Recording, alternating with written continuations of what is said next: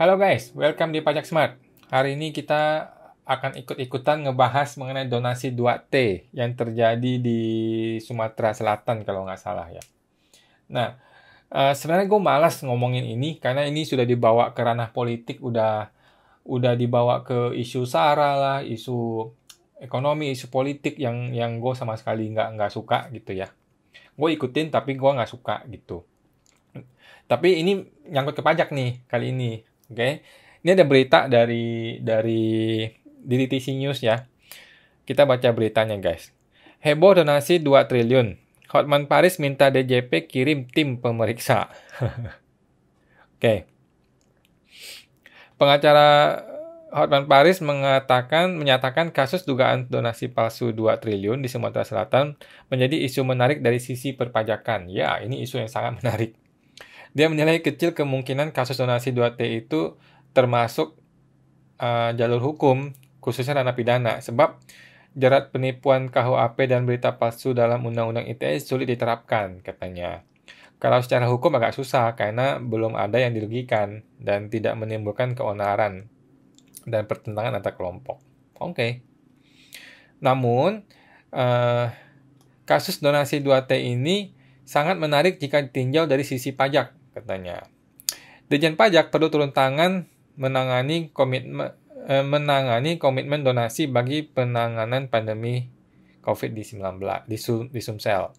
Dia bahkan berpendapat DJP perlu menurunkan tim pemeriksa untuk melakukan validasi informasi uang sekitar 2T tersebut diparkir di Singapura. Uji kepatuhan perlu dilakukan apabila benar terdapat uang senilai triliunan rupiah yang berada di luar negeri.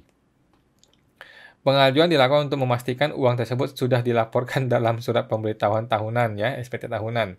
Sebab aset WNI yang berada di luar negeri dan tidak dilaporkan dalam SPT dapat dikenai sanksi sesuai Undang-Undang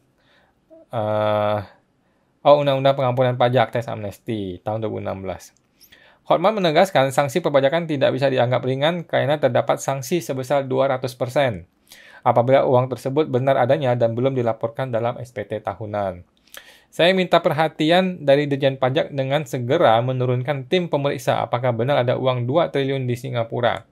Kalau memang uang itu ada, apakah sudah dilaporkan dalam SPT? Ingat, terkait dengan Undang-Undang Tax Amnesty, kalau tidak dilaporkan kena denda 200%. Ya, ini menarik nih guys. Jadi, benar. Jadi, bagaimana nih mekanisme mengenai 200%? Jadi, waktu Undang-Undang Tax Amnesty 2016 itu dikatakan bahwa dalam undang-undangnya dia ngomong gini, kalau lu nggak laporin harta lu di tax amnesty, maka lu kena denda 200%. Bagaimana hitungannya? Contoh lu punya harta 2 triliun lah, 2 triliun gitu ya. 2 triliun ini berapa pajaknya? Pajaknya itu kan normalnya 30% dong, PPh 21.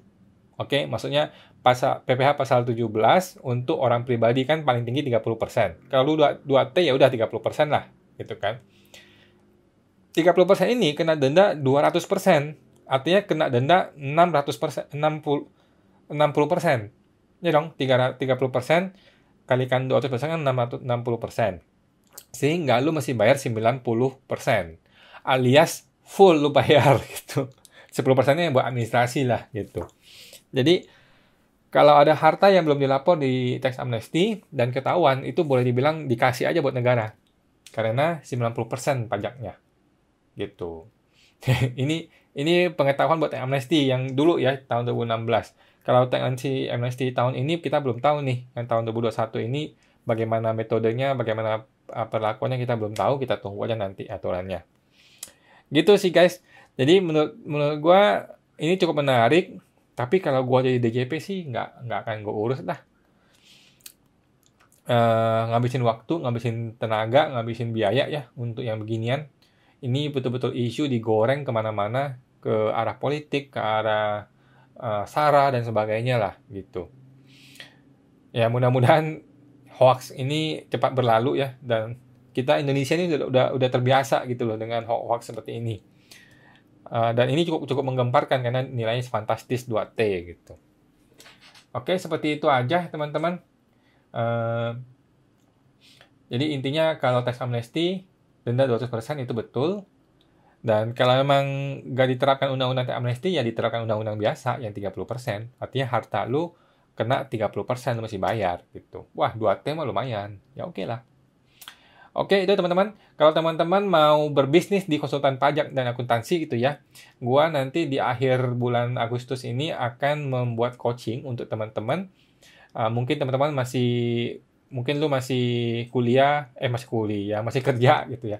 Sedang kerja gitu, mungkin lu nggak suka sama kantor lu, atau lu nggak suka sama bos lu, atau lu pengen punya impian mau berbisnis, dan kebetulan lu punya skill di akuntansi dan pajak, maka saran gua lu bisa ikut coaching ini, dan coaching ini akan bisa membantu lu untuk memulai bisnis konsultan pajak dari nol sampai lu sukses. Gitu. Oke? Lu nantikan aja nanti di akhir Agustus. Mudah-mudahan ini bisa bermanfaat buat banyak orang gitu lah ya. Oke, terima kasih guys.